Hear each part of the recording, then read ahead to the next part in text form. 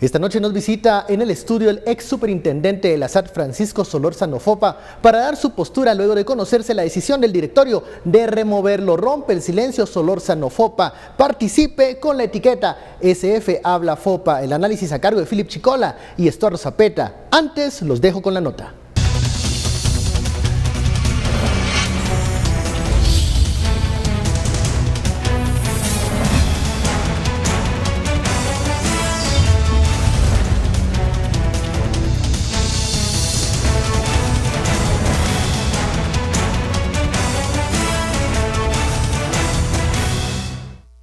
Desde tempranas horas, Juan Francisco Solórzano Fopa anunció su inminente remoción del cargo de superintendente de Administración Tributaria.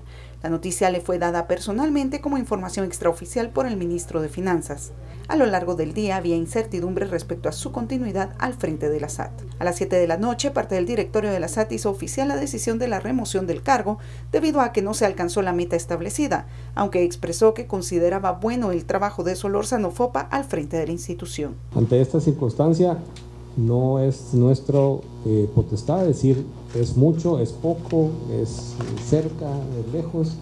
Nosotros tenemos que cumplir la ley y el resultado de la evaluación es que hay un incumplimiento con la meta de recaudación y por lo tanto tenemos que aplicar la causal de destitución, perdón, no de destitución, sino de remoción del superintendente.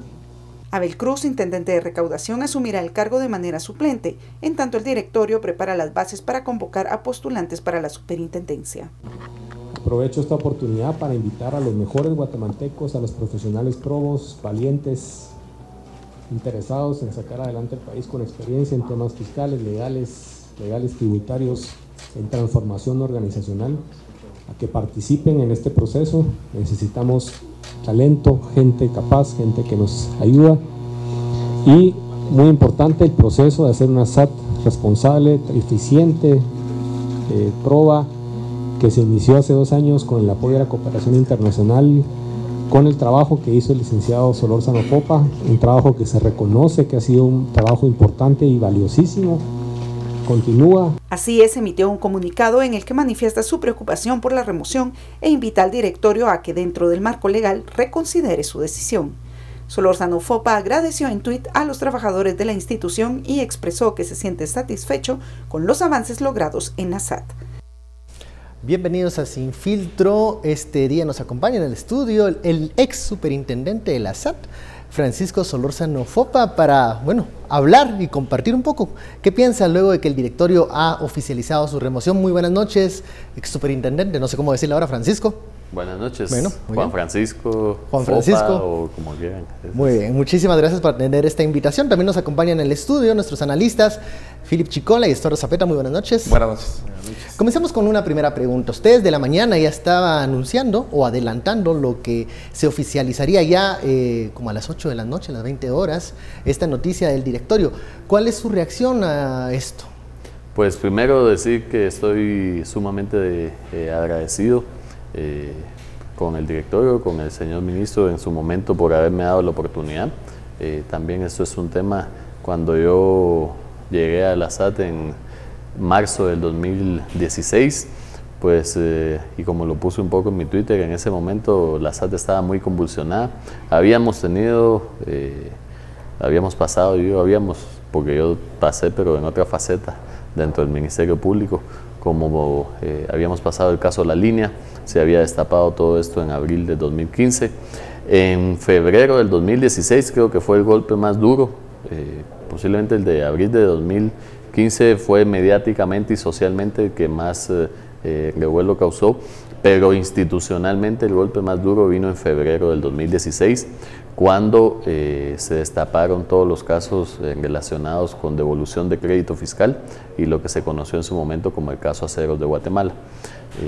Esto porque el caso La Línea, por decirlo de alguna forma, había estado siempre en la Intendencia de Aduanas y alguna manera en Gasat siempre eran, no, bueno, aduanas es el patito feo, ¿verdad? Y aduanas es donde están todos los corruptos y aduanas es donde están todos los mañosos. Y en realidad no era así, porque vimos después un caso de Aceros de Guatemala que pasó golpeando la Intendencia de Recaudación, la Intendencia de Fiscalización, la Intendencia de Asuntos Jurídicos, la Gerencia de Grandes Contribuyentes, mandos altos, medios, otros ex superintendentes que no se habían involucrado. O sea, fue un golpe muy, muy duro, porque lo que se reveló fue que la institución en realidad no había casi que una sola dependencia donde la corrupción y el crimen organizado no hubiera penetrado. Entonces, en esa coyuntura se me dio la oportunidad de asumir el cargo. Es, digamos, el primer gran caso, el de Aceros de Guatemala. Que al final se convirtió en eso, porque primero sale el caso de CICIG, de Aceros de Guatemala, que es en febrero de 2016, que ese es antes de que yo ingrese a la SAT. Y con ese caso caen, digamos, en prisión, caen detenidos en ese momento intendente de Asuntos Jurídicos, cae también detenido en ese momento el gerente de Grandes Contribuyentes, ex intendentes de fiscalización también son detenidos, muchos trabajadores de la parte de fiscalización, de recaudación. Es un caso muy duro para la SAT. Vamos con la primera ronda de preguntas. Estuardo. Dijiste, y lo preguntaron hoy los periodistas, que habría la posibilidad de presentar un recurso ante la Corte de Constitucionalidad. Primero, si eso se va a dar, hay consideraciones acerca de eso, y segundo, ¿cuáles serían las bases de ese recurso? Gracias. En efecto, y sí lo manifesté, tengo la intención y he estado trabajando de forma personal una inconstitucionalidad que no busca de ninguna manera que yo regrese al puesto. Y de hecho, yo ya lo tenía visto y lo había detectado, digamos, esta situación desde que estábamos en el proceso de negociación de la meta en el año 2016, la meta para el año 2017 y de nuevo en el proceso de negociación en la meta 2017 del año 2018. Y básicamente el argumento es que al superintendente se le mide por la meta, pero llegar a la meta no depende del superintendente. O no depende del todo. La meta está, pero el superintendente, la meta se la pone el superintendente. Pero eso fue el argumento del ministro de... La meta, ojo, la meta se estima y no la pone el superintendente. Hay un proceso que es la comisión técnica, digamos, de la elaboración, la mesa técnica del presupuesto. Sí. En la mesa técnica del presupuesto llega el Banco de Guatemala, el Ministerio de Finanzas Públicas y participa también la SAT. Dentro de esa mesa, el Banco de Guatemala da unas estimaciones de cómo va a estar el comportamiento del siguiente año. La SAT lleva una estimación de la recaudación de ese año, digamos, cómo va a cerrar el año en el que está negociando esa meta, y además lleva los resultados del año anterior. Y en base a eso se hace una estimación. De igual manera, el Ministerio de Finanzas Públicas, a través de la Dirección de Estudios Fiscales, también lleva otra estimación. En base a todo esto se hace un escenario, digamos que es una estimación, obviamente, no es un tema certero, en el cual se fija la meta. Mi principal argumento en el tema de la meta y en el tema de por qué no se le puede medir a un superintendente por la meta es porque un solo contribuyente puede hacer que el superintendente no llegue a la meta. Uno solo, de los grandes contribuyentes. Sí. Hablemos cuál fue la diferencia, por ejemplo, este año.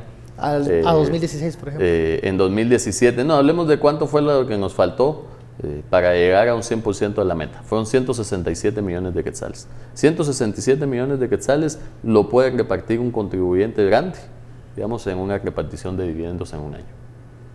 El ministro dijo que, habiendo hecho los cálculos y el estudio técnico, de hecho recuerdo que pusiste un tuit en el cual decías que habían dos grandes efectos en cumplimiento de meta: el tipo de cambio y la mina San Rafael.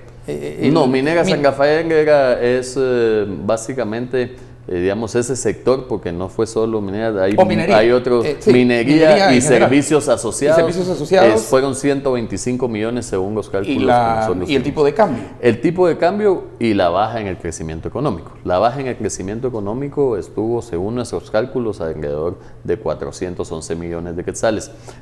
Según los cálculos de Finanza, que incluía dentro de la baja del crecimiento económico también el tema de minas, eran 515 millones de quetzales aproximadamente. La diferencia entre una cosa y otra, si sumábamos lo que SAT proyectó entre minas y baja económica, más lo que Finanzas estableció, era una diferencia como de unos 10 millones. Digamos que técnicamente estaba bastante parejo. Pero a lo que yo me refiero es, si el superintendente, que es la persona encargada de dirigir la institución que tiene que fiscalizar a todos los contribuyentes, está en manos de los grandes contribuyentes, ¿cómo va a poder el superintendente realizar su labor de una manera independiente y eficaz para alcanzar la meta? Pero, a ver, digamos que uno de los argumentos técnicos que sustentan precisamente este requerimiento es que el puesto de superintendente pues es de los pocos, si no es que el único que se me viene ahorita a la mente, que tiene una meta cuantitativa y que entonces su gestión se mide bajo un criterio objetivo cuantitativo. Entonces, a ver, si yo quito el criterio cuantitativo, no estoy recayendo nuevamente en un criterio subjetivo de si el directorio me quiere, no me quiere. O sea, no es peor quitar el elemento objetivo cuantitativo y regresar a estas valoraciones pues que tienden a ser más políticas. El punto es, con el elemento objetivo cuantitativo, es si depende o no del superintendente. Bueno, vamos a hacer una pausa. Vamos a escuchar el resto de la respuesta del ex superintendente sobre la pregunta que le formulaba Philip. Luego de la pausa, envíe sus comentarios con la etiqueta SF Habla Fopa. Volvemos.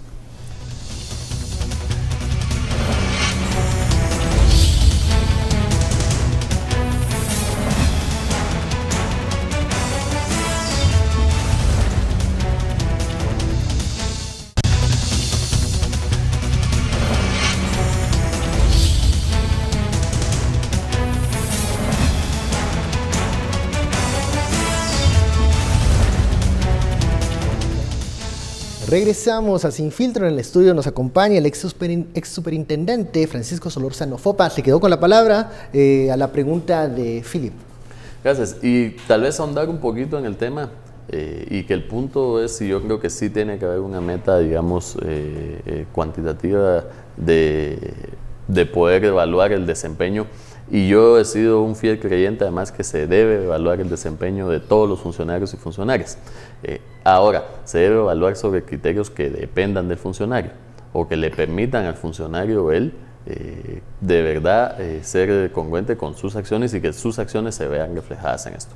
Insisto, en este juego uno se da cuenta que queda uno preso hasta cierto punto de grandes contribuyentes que pueden decidir simplemente no pagar, pueden diferir un pago. En el peor de los casos pueden hasta, si quieren, pagar con multa, digamos, y si quiero no pago la retención y no pago lo que retuve. Estoy poniendo un caso muy extremo que no estoy diciendo que haya pasado, pero también el proceso de elaboración de la meta es un proceso en el cual el superintendente, cuando firma, por ejemplo, el convenio con el ministro de Finanzas según la actual ley, primero debe llegar al directorio y el directorio debe aprobar ese convenio, lo cual hace que en realidad sea el ministro de Finanzas el que está firmando consigo mismo, porque el mismo ministro es presidente del directorio y a su vez firma por el Ejecutivo. Entonces, ¿qué poder en realidad de decisión hay ahí del superintendente de fijar la meta si este convenio debe pasar previo por aprobación del directorio? Es un tema muy, muy complejo en ese sentido y que al final a las directoras también las puede remover el presidente. Francisco, y en ese tema del convenio no existió ninguna posibilidad de modificaciones en el camino para acercarlo más a lo que se podía lograr durante ese tiempo. Era muy difícil por las etapas en las cuales se dan las revisiones económicas del Banco de Guatemala. El Banco de Guatemala, la última revisión, cuando ya los resultados hacia la baja, en un escenario, además que, ojo, este año que acaba de concluir, ha sido uno de los pocos años en los cuales la economía se comportó en un escenario muy por debajo del escenario bajo del mismo Banco Guatemala. O sea, el Banco Guatemala ni siquiera previó en realidad el comportamiento de la economía. Y cuando nos lo informó, y se lo informó al Ministerio de Finanzas, fue en la segunda o tercera semana de diciembre del año 2017. O sea, básicamente finalizando el año. En la última semana del año era imposible que se pudiera dar un proceso de modificación de convenio, porque además el proceso de modificación de convenio pasa también por convocar la mesa técnica del presupuesto, y esa mesa técnica del presupuesto tiene que llegar entonces el Vanguard, el Minfin, hacer todo otro montón de proyecciones, que solo en eso se nos hubiera terminado el año y de todas formas no se pudo. Hay una pregunta que es recurrente y yo creo que es parte, yo diría, de las expresiones en contra del superintendente Fopa, específicamente con los ganaderos, pero sí, las preguntas acerca de los ganaderos vienen así muy fuertes. ¿Qué influencia política, y aquí es eminentemente política, no estamos hablando de metas, ni de números, ni de porcentajes, sino de aquellos que gritaban fuera Fopa en Izabal, ¿verdad? Échenle baigón. Échenle baigón. Échenle baigón, decía uno ahí. Pero que después muchos de ellos aparecieron, entiendo yo, en listas de las 150 empresas, por ejemplo, que habían entrado en procesos de falsificar facturas o no pagar impuestos. Solo una empresa tenía millones de no pagar impuestos. Esa presión política por parte de todas estas personas ya en la superintendencia de la SAT. Para nosotros, sinceramente, nunca nos sentimos presionados. Ellos obviamente hicieron su campaña, estaban en su derecho. Yo inclusive, y lo dije y lo he dicho públicamente, todavía después de eso me reuní con la persona que sale en ese video, que es el representante de esos sectores, a tratar de buscar una solución. Y lo que tiene que hacer... ¿Hubo solución? Hay la solución que se había planteado por parte del Ministerio de Finanzas Públicas y que SAT dio en su momento un dictamen favorable, fue la iniciativa 5246, que digamos fue como en la segunda parte o la contrapropuesta a lo que se conocía como la ley de los ganaderos. El problema con la 5246 es que pasó el dictamen de la Comisión de Finanzas Públicas, llegó hasta tercera lectura, y ya cuando se tenía que hacer la redacción final y por artículos, hubo ahí algunas enmiendas en las cuales se quería elevar el techo de facturación de los 3 millones que de hecho nosotros... La propuesta era 10 original, ¿verdad? La propuesta original era 10 millones de facturación como techo para considerarse pequeño contribuyente. Nosotros dimos un dictamen favorable en la SAT sobre 2 millones. Salió de la Comisión de Finanzas con 3 millones. Y ya en el Pleno, con enmiendas de curul, se buscaba elevar ese techo hasta 5 o inclusive hasta los 10 millones. Y eso lo dijeron los diputados abiertamente. Que también los diputados tienen un gran conflicto de interés ahí y públicamente ellos lo han dicho, y yo también lo he manifestado, donde hay muchísimos diputados distritales que son o ganaderos o que se dedican a alguna actividad económica. Alguna actividad económica que sería beneficiada por ese decreto.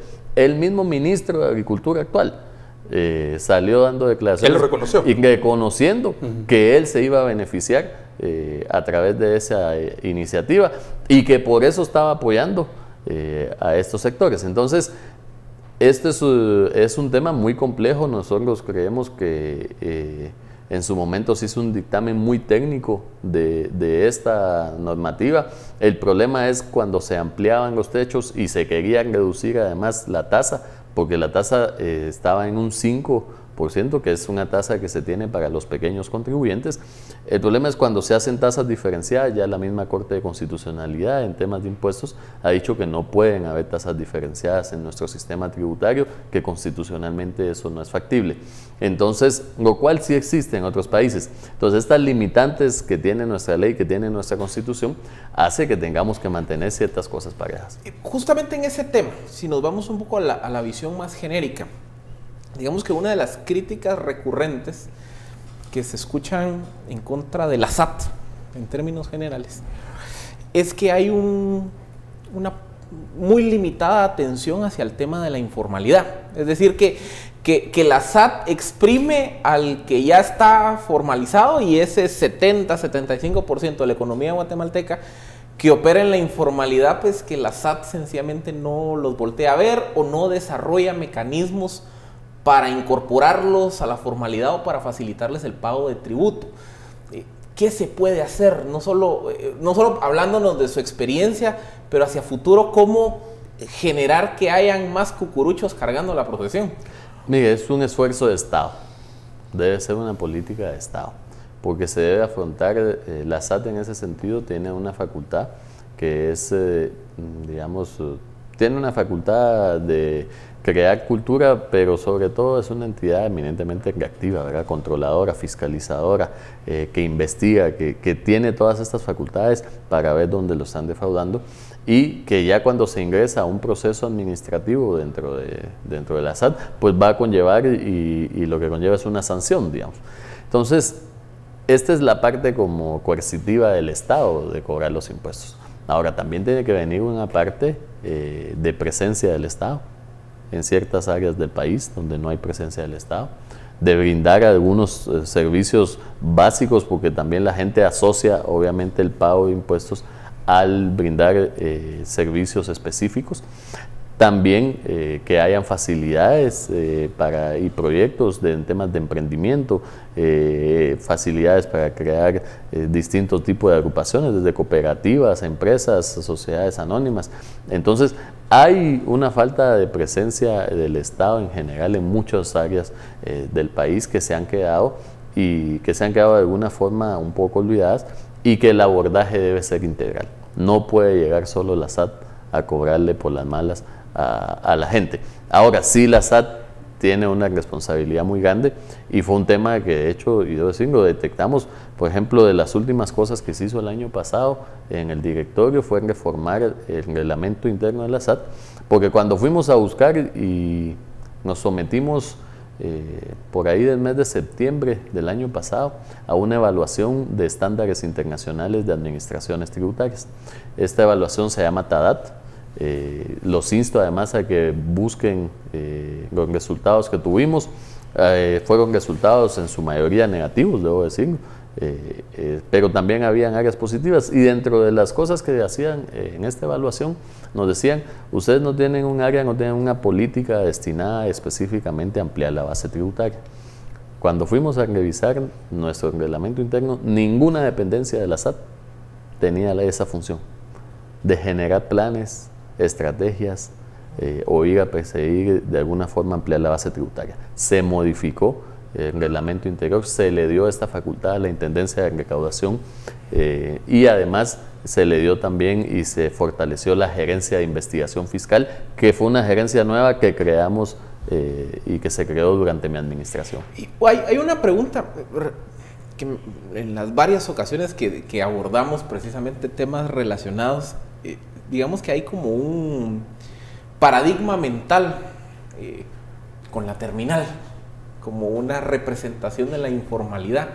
Entonces, muchos televidentes, me acuerdo, preguntaban: ¿por qué si la terminal queda a menos de 1 kilómetro de la SAT no va a tratar de cobrar? O sea, ¿qué limitante tiene la administración tributaria en Guatemala? ¿Es un limitante de reglamento, de ley, de procesos, para hacer algo que aparentemente, por lo menos que en la psiquis del guatemalteco, aparentemente es tan sencillo? Mire, hay, y de hecho, pues quedó diseñado un plan específico para abordar el tema de la terminal. Sé que lo van a hacer público pronto, y pues obviamente será la nueva administración la que le toque hacerlo público y ejecutarlo, pero la terminal también hay que verlo desde distintas perspectivas. Una tiene una organización interna, digamos, los comerciantes de la terminal están sumamente organizados, están diseñados además no solo para evitar cualquier cobro en temas de SAT o en temas administrativos, sino que también para algunos otros temas, como es dentro de lo que cabe prevención de la violencia o la criminalidad, digamos, contratan gente su propia seguridad, que tienen los ángeles, los chalequitos ángeles guardianes, no sé, se llaman de distintas maneras, que llevan muchísimos años funcionando. Entonces es una estructura sumamente organizada. Y con esto no hay que tomarlo como una estructura sumamente organizada de forma delincuencial, digamos. Lo que pasa es que son años de cultura que hay que romper y pues básicamente lo que se va a buscar es hacer un abordaje de cómo entrarle a la terminal sin entrar a la terminal. Pero espero que lo hagan pronto y que salgan a la luz esos planes. Durante la tarde, Agexport publicó un comunicado ya cuando se estaba difundiendo o hablando de esta remoción y hablaba del tema de la evolución del IVA y dice esto: en este tema se requiere aún más acciones para resolver en forma definitiva los casos que fueron elevados a la instancia penal y que no tienen una justificación para ubicarse en esa instancia del MP y que mantienen incertidumbre a varias empresas. Me quedo con la última frase, incertidumbre de varias empresas. Se le señaló a la SAT que estaba pues causando esa incertidumbre y que habían otros mecanismos para resolver estos temas fiscales y no elevarlos a la instancia penal. ¿Qué dice usted a esos comentarios? Mire, de hecho, el grueso de esas denuncias es que el 98 o 99% de todas esas denuncias a las que hacen referencia a Agexport fueron presentadas mucho antes de mi administración y llevan años en el Ministerio Público. Es un tema bien complejo porque todas estas denuncias además por lo general proceden de periodos fiscales anteriores a 2012. En 2012 se reforma la ley dándole otras facultades a la factura especial que hizo que la mayoría de exportadores empezaran a utilizar este mecanismo y ya no tuvieran este tipo de problemas. Sin embargo, la salida y el Ministerio de Finanzas Públicas había propuesto a través de la misma ley 5246 unos artículos que permitían buscar una salida de alguna forma negociada, digamos, dentro de un proceso penal con el Ministerio Público. De hecho, todos los procesos penales en temas tributarios tienen medidas desjudicializadoras. Algunos de los tropiezos que se tenían eran que habían algunas entidades que tenían 3, 4, 5 denuncias, por ejemplo, y solo les podían dar una medida desjudicializadora. Entonces, ¿cómo se hacía para esto? La normativa de la 5246 traía un artículo que les permitía poderles dar el criterio de oportunidad 2 o 3 veces, digamos, para que pudieran solventar esta situación. O sea, sí han habido abordajes, insisto, y sí han habido propuestas que en su momento la SAT avaló y que pues yo creo que con un poco de visión, y estoy seguro que el señor Ministro de Finanzas las tiene en ese sentido, tal vez se puedan seguir impulsando. Vamos a la pausa. Luego de este corte, seguimos con esta conversación. La etiqueta SF habla FOPA. Hablemos luego del corte.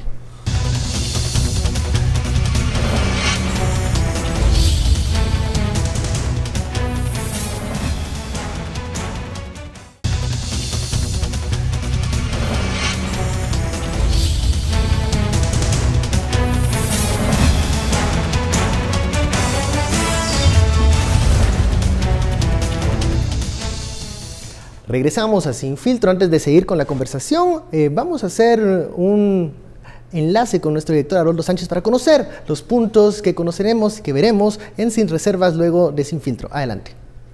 Gracias, Benkei. En pocos instantes estaremos con ustedes para analizar la muerte y los momentos más significativos de la vida desde el mismo momento en que nacemos. Además, una maestra de profesión que emprende su propio negocio de mudanzas. Un no vidente que después de vivir de la caridad del prójimo, ahora tiene un puesto de trabajo mucho más formal en un call center.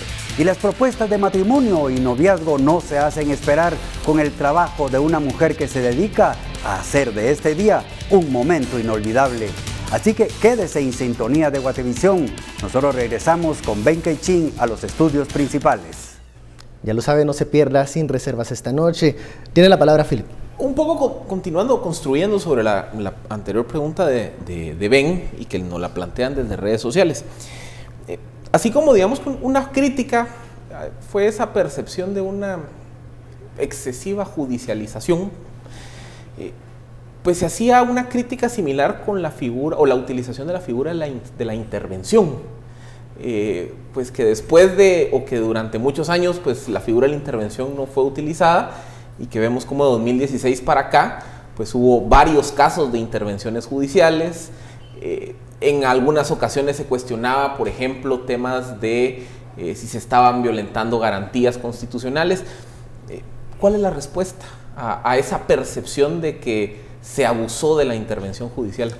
Mira, hago un paréntesis porque hay dos temas ahí que se me vincularon y mandarle mi más sentido pésame a ex compañero de trabajo de nosotros en SAT, Adrián Zapata Alamilla, que el día de hoy falleció su señora madre, a quien también tenía el gusto de conocer y lo lamento mucho, además periodista, presidenta de la APG, y mis condolencias a la familia Zapata Alamilla.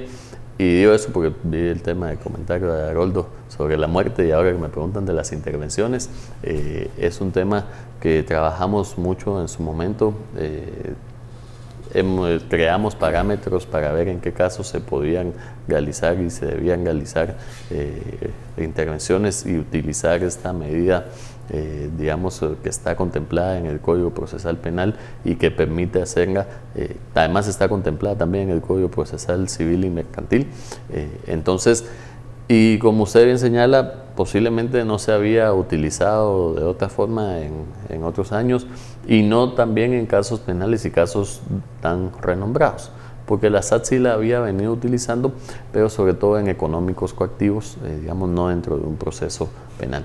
Entonces, cuando llegamos nosotros con otra visión y además teníamos una gran cartera de casos penales estancados, casos penales que también además habían sido negociados de una forma espuria con el exintendente de Asuntos Jurídicos, que hoy por hoy está preso. Yo recuerdo que llegué a la casa de esta persona cuando trabajaba en el Ministerio Público a hacerle allanamiento. Encontramos más de 3 millones de quetzales en efectivo, en cajas fuertes, y esto lo pongo como ejemplo, digamos, de cómo se negociaban esos casos en el pasado en la SAT. Entonces, cuando nosotros, digamos, teníamos una gran presa de casos no atendidos, que ya estaban investigados, que el Ministerio Público los había avanzado, pero que estaban detenidos básicamente porque desde SAT se detenían los mismos a cambio de este tipo de negociaciones de corrupción.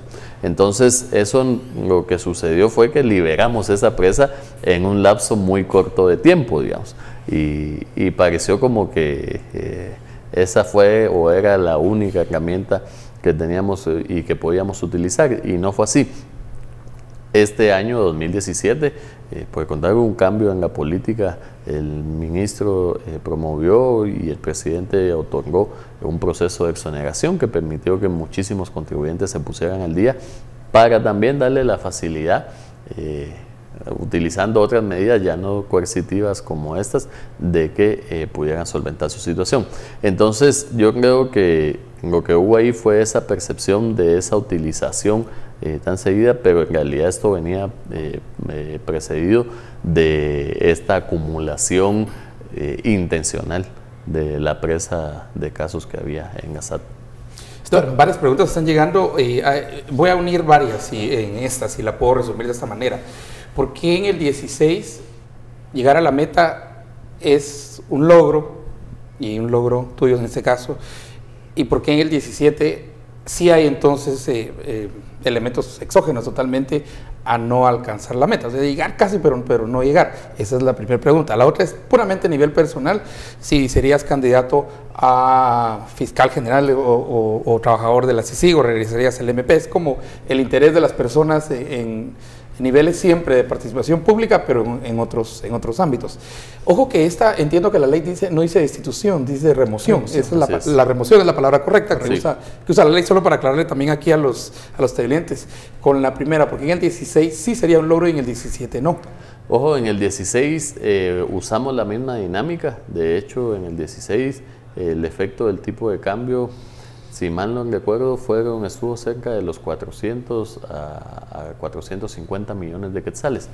Y se utilizó y se explicó también de esa forma.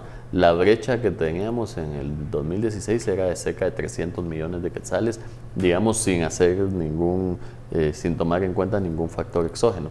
Solo con el tema del tipo de cambio ya sobrepasábamos la meta. Por eso fue que no hubo necesidad, digamos, de hacer cálculo de otros factores exógenos. Sin embargo, sí se hizo y si van a revisar la meta y la composición de la meta del 2016, sí se utilizó el tema del tipo de cambio como un factor exógeno, porque es algo que nos ha venido golpeando ya hace un par de años o un poquito más. Y que este año sí tuvo un gran impacto. Y que este año tuvo un gran impacto de nuevo porque el quetzal se siguió revaluando conforme al dólar, y eso obviamente tiene un impacto sobre todo en un país que es netamente importador más que exportador como el nuestro. Entonces eso tiene ese impacto, digamos, negativo a la hora de la recaudación. Puede llegar a tener un impacto positivo ya en otros temas inflacionarios y otros temas, aunque también tiene un impacto negativo para los exportadores que se han quejado mucho del tipo de cambio. Y para los importadores no, porque para los importadores tienen no. menos quetzales para, sin duda, para pagar lo mismo. Pero ahora la parte personal, que es sobre el futuro. El tema de la parte personal en el futuro, es primera vez en 13, 14 años que estoy desempleado.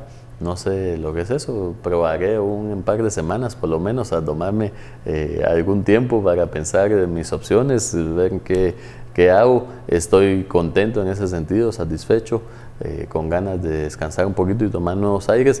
No puedo ser fiscal general porque no tengo 40 años de edad, la Constitución establece que son necesarios 40 años, yo tengo 34 años, así que no podría ser fiscal general ni siquiera en la próxima elección. Si quisiera ser fiscal general tendría que esperar 8 años. Entonces, esa parte, digamos, está descartada. Regresar al Ministerio Público, pues puede ser una opción, siempre ha sido algo que me ha apasionado. Inclusive cuando ya había dejado la carrera fiscal, seguí metiendo papelería porque me interesaba por lo menos tener ahí y saber que he sido elegible. Si sigue es otro tema que tampoco descarto, pero sinceramente ahorita no les podría decir que tenga una oferta de trabajo o que esté pensando hoy por hoy en un trabajo. Estoy pensando en esas 2 semanas de vacaciones, a ver qué. Un periodo de reflexión. Juan Francisco, ahora aprovechando que nos estamos quitando un poco el traje técnico de SAT, yo pregunto porque hay muchos comentarios en redes sociales que ven el tema de la recaudación de la meta como una excusa para apartarlo del camino. ¿Cree usted que esto se utilizó como un argumento para quitar a Solórzano Fopa de la SAT? ¿Incomodaba a Solórzano Fopa ahí? Yo creo que sí incomodaba a mucha gente, sin duda alguna. Y mucha gente además lo hizo público. Tampoco siempre hay enemigos públicos y hay otros no tan públicos, ¿verdad? Pero vamos a ver, yo creo que siempre actué con mucha independencia y eso es fundamental. ¿Y eso molestó? Sin duda alguna.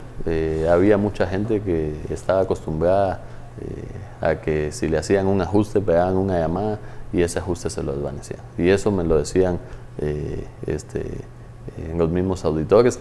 Inclusive cuando llegué hubo algunas denuncias de auditores que se animaron a denunciar a otras gentes, algunos mismos trabajadores, por ejemplo, o algunos cuerpos y personas ex trabajadores que ejercían presión sobre los funcionarios para buscar que las auditorías salieran de una u otra forma para beneficiar a algún contribuyente en específico, sobre todo algunas veces a contribuyentes grandes que ejercían cierta presión.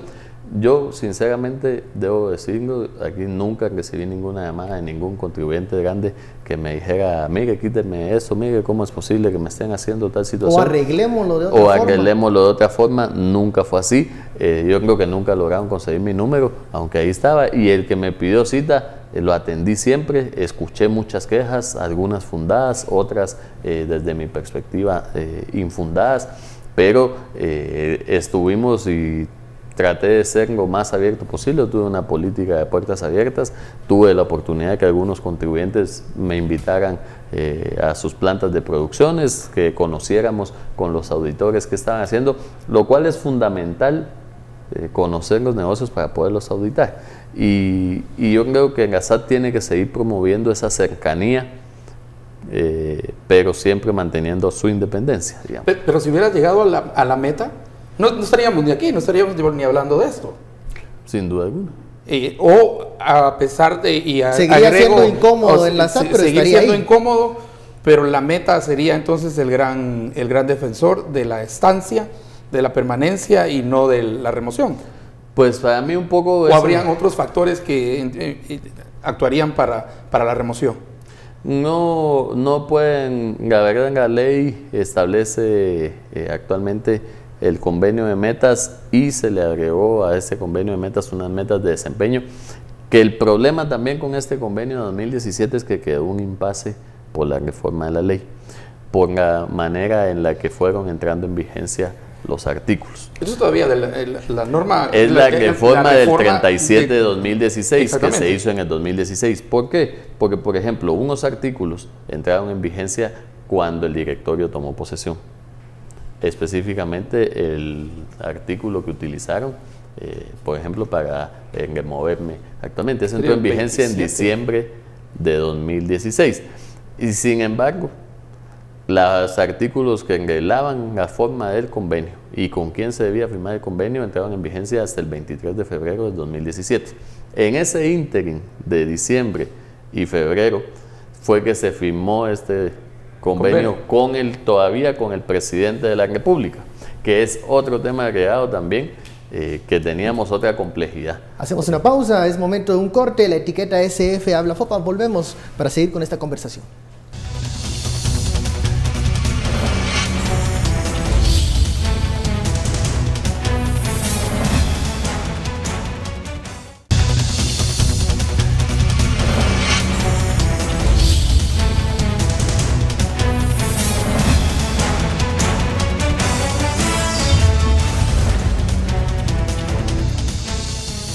Seguimos en Sin Filtro, gracias por su sintonía. ¿Tiene la palabra Philip? Hay probablemente uno de los temas de transición que le ha tocado vivir a SAT del 2016 al 2018. Fue pues reconstruir una institución después de los casos en los que se generaron las capturas de Omar Franco, de Carlos Muñoz, de Alfonso Castillo y demás. Y digamos que hay como dos grandes preguntas que también vemos que los televidentes están trasladando. La primera es, ¿qué pasó con todas estas redes enquistadas de todos estos personajes que hoy están en Mariscal Zavala? O sea, hay una garantía que esa vieja SAT se depuró, que los cuadros cambiaron, que fueron destituidos. Y número dos, que creo que también es otra pregunta y que también se escuchan, pues digamos que muchas dudas al respecto, es qué pasó con aduanas. O sea, se resolvió el problema, por ejemplo, del contrabando aduanero o de la defraudación aduanera con la desarticulación de la línea, o hay todavía ahí, pues digamos que un nudo, un gordiano, una nebulosa negra en donde todavía hay descontrol. Mire, nosotros de las primeras cosas que hicimos fue llegar a hacer un proceso de depuración, digamos, hondo en la institución. Del primer año 2016 tuvimos más de 450, si no me falla la memoria, personas que salieron de la institución. 2017 estuvo en un número parecido, entre los 2 años llegamos y superamos a las 800 personas que salieron de la institución, lo cual era un 20% de la institución al momento que llegamos, que teníamos 4.000 trabajadores. Actualmente tenemos cerca de 5.000 trabajadores. Reforzamos las áreas sustantivas de la institución, creamos la gerencia de asuntos internos. La gerencia de asuntos internos ha venido haciendo un proceso de depuración constante y permanente. Sin duda alguna tenemos que tener y habría que tener dentro de la SAT quien hiciera esa labor de estar investigando a los trabajadores. Tenemos ya, ISAT creó la capacidad de tener poligrafistas autorizados, certificados por Estados Unidos, por Colombia. Ya se tiene un área propia en esto, análisis socioeconómicos, gente haciendo investigación de campo y operativa, trabajadores mismos que se han atrevido a denunciar a malos funcionarios y a otros trabajadores que estaban haciendo malas actuaciones. Un caso que salió así en aduanas fue de contenedores Fly, por ejemplo. Son los mismos trabajadores que alertan de esa situación, encuentran esa situación y dicen, hay otros trabajadores aquí que están permitiendo que estos contenedores salgan sin las revisiones. Entonces, todo ese proceso de depuración que se dio, y además contratamos más de 1.500 personas en estos 2 años. Si hacemos la cuenta de 1.500, digamos, de 5.000 personas, estamos hablando obviamente pues de casi una tercera parte, digamos, de gente nueva que se le inyectó a la institución, y además salieron cerca de una cuarta parte de la gente, una quinta parte de la gente que estaba cuando nosotros entramos. Esa combinación de gente nueva, de inyección, también de más controles, ha hecho, creo yo, que de alguna forma hayamos ido cambiando esa dinámica. Trabajamos mucho el tema de valores, hicimos una alianza con la entidad Guatemala Próspera que promulga ciertos valores en las instituciones públicas y privadas también, y fue para nosotros una experiencia muy muy grata. Logramos hacer las mesas compartiendo esos valores con todos los trabajadores, trabajadoras. Yo participé de estas mismas mesas, tengo de hecho mi diploma ahí de haber pasado por todas las sesiones. Es una dinámica de eso, de reconstruir los valores, y también el trabajador yo creo que se fue sintiendo más apreciado, se fue apoderando del orgullo de nuevo de ser y de pertenecer a la SAT, y esperemos que eso tenga un círculo virtuoso. Ahora queda interino al frente de la SAT el señor Abel Cruz. Se va pues a hacer un proceso de convocatoria que pudiese estar incluso en paralelo al proceso de selección de fiscal general. ¿Cómo ve Juan Francisco este proceso de convocatoria, esta búsqueda del nuevo superintendente de SAT, que estará casi que al mismo tiempo que en la selección del fiscal? Yo veo un proceso sumamente importante. Y yo lo comparo de verdad, habiendo estado en las dos instituciones, creo que las dos instituciones son claves para el país, porque son las instituciones que por excelencia fiscalizan, digamos, a la población. Una, en una parte sumamente importante como lo es el dinero, ¿verdad? Los impuestos. Nos estamos metiendo con el bolsillo de la población, de la gente, con lo que tienen que pagar. Y la otra, obviamente, que tiene el monopolio del ejercicio de la acción penal, donde tiene que investigar todos estos delitos que ocurren. Si me pregunta a mí, yo creo inclusive que el papel y el rol de la SAT es mucho más importante. En ese sentido, hay que ponerle, y habrá que ponerle mucho ojo a ese proceso de selección. Es el primer proceso de selección que se hace bajo estos criterios de la nueva ley. Entonces también va a ser una experiencia completamente nueva para el directorio. ¿Cree que los mismos que usted dice estaban enemistados con su gestión al frente de la SAT buscarán colocar a alguien en la superintendencia que sea afín a ese grupo? Sin duda alguna. Van a buscar poner a gente, y a veces, y tal vez no hablemos de criminales, no hablemos de las organizaciones estas delincuenciales ya descaradas, como era La Línea o Omar Franco y otros antecesores. Pero sí, yo creo que es muy importante tener gente con independencia, gente que no responda a ningún sector, que de alguna u otra forma tenga esa posibilidad de fiscalizar de manera objetiva a todos y cada uno de los contribuyentes. Solo para los datos del sondeo que lanzamos a través de la cuenta @Guatevisión_TV, está de acuerdo con la remoción de Francisco Solórzano Fopa al frente de la SAT. Sí, 33%, no 67%. Esos son los números hasta este momento. Ahí sigue la votación. Principio casi hace 2 horas, creo. Hace 2 horas. 2 horas principio esta votación. Regreso hacia adelante, 2018 a la SAT. La meta fue ya establecida, pues el convenio fue establecido en diciembre, no hay mucho movimiento porque no se aprobó el presupuesto, eso se hubiera movido la meta del convenio, pero no, es el mismo del año pasado para este año. Sí, la SAT no puede aumentar la meta si no cambia el presupuesto. Si no cambia el presupuesto, así es. Entonces, la tiene más fácil las personas que están en este periodo en la SAT porque pues ya casi se llegó, digamos, el 97. En 2018 no tendría que representar un reto, digamos, mucho mayor a alcanzar este. Pero sí dependiendo del crecimiento económico, porque el crecimiento económico estaba en 4, bajó a 3, 3,5, se fue a 3 y terminamos en 2.8. Va a ser muy difícil que haya, el banco sacó una provisión para el 2018 igual a la que había sacado para 2017, entre 3 y 3.8, digamos. Correcto. Siendo 3 el más bajo, 3.8 es más alto y 3.4 el escenario. Pero medio. Este año terminamos en 2.8. Este año terminamos en 2.8, lo cual me dicen los economistas, yo no soy economista, ahora ya me he metido un poco al tema, pero que es muy raro que el banco, que la economía se haya comportado por fuera de las estimaciones del Banco de Guatemala. Sé que es una posibilidad, pero aún y cuando bajara, en realidad el efecto, por ejemplo, de este año fueron 500 millones de quetzales. O sea que el peor escenario para la SAT es llegar a la meta. Hoy por hoy yo no veo que en el 2018 llegar a la meta vaya a ser un problema.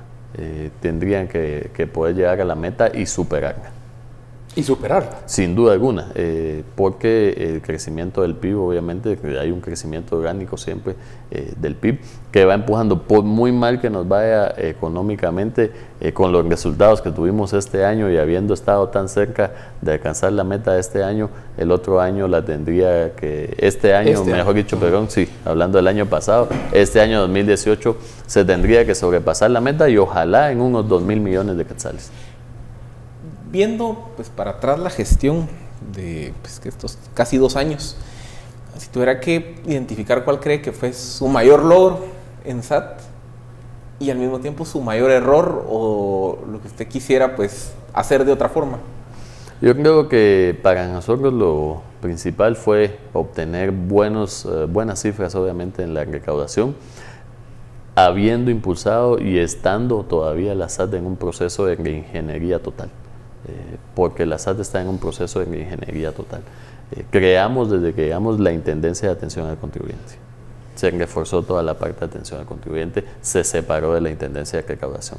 Se creó la Gerencia de Asuntos Internos, se creó la Gerencia de Investigación Fiscal, se creó la Gerencia de Formación de Personal. Digamos, unidades completamente nuevas que no existían en la SAT. Se modificó la Intendencia, las facultades de la Intendencia de Recaudación y se está haciendo ahora y se hizo una reestructuración entre lo que es la Intendencia de Recaudación y la Gerencia de Planificación. Se inició ya a finales del año pasado y ahorita se está en ese proceso de la reestructuración y la reorganización de la Gerencia de Grandes Contribuyentes, que es donde está el grueso de la recaudación. Entonces, y con todas estas ingenierías, habiendo ingresado a la SAT casi 1/3 de personal nuevo, teniendo una curva de aprendizaje que siempre existe, obviamente, cuando se ingresa tanto personal nuevo a la institución. Sin embargo, los datos de la recaudación fueron positivos en los 2 años y eso, sin duda alguna, creo que es un esfuerzo muy grande, es una ingeniería que se tiene que seguir llevando a cabo. Y perdón, me faltó también, inclusive por ley, se creó el Tribunal Administrativo Tributario de Aduanero, se cambiaron las facultades del superintendente, se cambiaron las facultades del directorio, se sacó un proceso de convocatoria pública para tributa, para directorio. O sea, en medio de todo ese movimiento. A ver, y lo que se pudo haber hecho mejor. Trabajando. Y lo que se pudo haber hecho mejor, yo creo que siempre va un poquito ligado a inversiones. Inversiones en temas de infraestructura, inversiones en temas tecnológicos. Y lamentablemente ahí nos metemos en esta nebulosa que es la ley de contrataciones, que nos la modifican cada 3-4 meses o cada 6 si tenemos suerte, que las reglas del juego van cambiando, que hay mucho temor a lo interno de los funcionarios en adjudicar una licitación, en hacer un proceso. La SAT hoy por hoy goza de una liquidez muy grande. Nuestra ejecución presupuestaria lamentablemente fue baja el año pasado y aún así tuvimos una ejecución presupuestaria del 66% más o menos. Tenemos invertidos y dejé invertido en bonos más de 600 millones de quetzales. Tenemos para pagar cash el nuevo edificio que se quiere construir y que ya están los planos y las autorizaciones. Habrá que sacar el evento. Digamos, la SAT financieramente está bien, pero creo que todavía me hubiera gustado poder hacer muchas más inversiones de esto, sobre todo en el área de aduanas y en los temas de tecnología. Bueno, hemos llegado al final de esta conversación. Muchísimas gracias, Juan Francisco, también Estuardo y Philip, por esta hora de análisis y esta entrevista. Estaremos pendientes si luego de estas 2 semanas el señor Juan Francisco Solórzano va a optar por nuevamente algo en la vida pública. Estaremos muy pendientes de eso, vamos a ver qué pasa. Y bueno, a ustedes muchísimas gracias por su sintonía. Antes de despedirnos, queremos reiterar nuestra tristeza por el fallecimiento de la periodista Eliana Alamía. Desde acá, desde Guatevisión, todo el equipo enviamos nuestro más sentido pésame a su familia. Feliz noche, nos vemos mañana.